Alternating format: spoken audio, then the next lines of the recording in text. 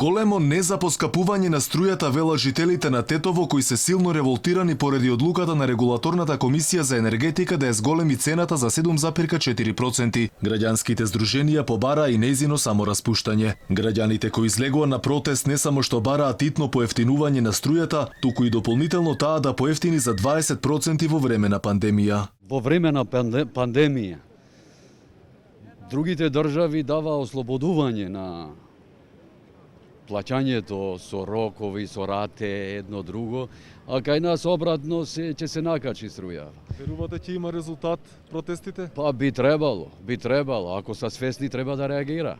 Граѓаните со остра критика до државата вела дека ова што им го прави било нечовечки, зашто секаде за време на пандемија се поевтинува, само кај нас се поскапува. Ова вела дека тешко ќе го издржат. Ова е катастрофа, уште ова ни фалеше. Таман работа.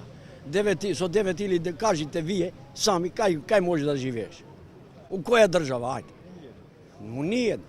Организаторите на протестите посочуваат дека тие се организираат како реакција на поскапувањето на струјата, но и против компанијата Евана. Ние сакаме преку мирен протест, на мирен начин да го решаваме овој проблем. Ако тие се покажуваат глуви кон овие барања и не постапуваат веднаш, значи ќе дојде до бугарско сценарио кој што не го сакаме. Граѓаните се незадоволни за начинот на функционирање на пазарот на електрична енергија. Затоа бараат независно тело кое ќе ја регулира и оценува улогата која граѓаните ја добиваат од енергетските компании. Сега вела дека си прави кој како сака и што си сака. Ваквиот удар за граѓаните со низа поскапувања ќе ги дотолчи сите подеднакво, се жалат тие.